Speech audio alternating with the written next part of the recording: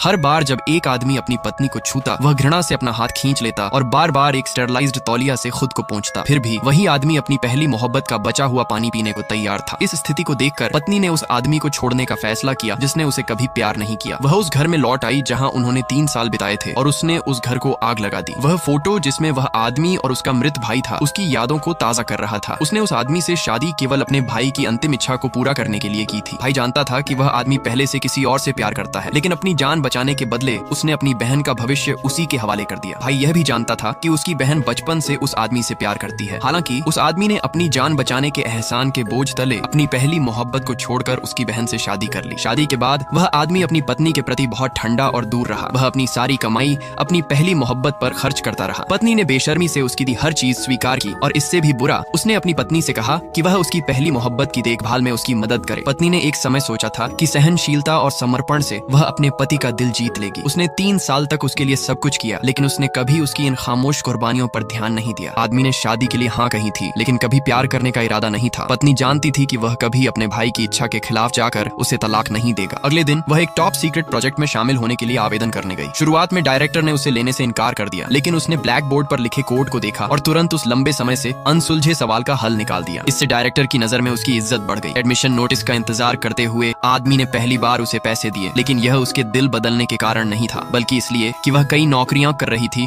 और थक चुकी थी। हालांकि आदमी को अब भी एहसास नहीं था कि वह पहले ही अपनी पत्नी से प्यार करने लगा था। वह अभी भी अपनी पहली मोहब्बत के प्रति अपनी गलत फहमी में था।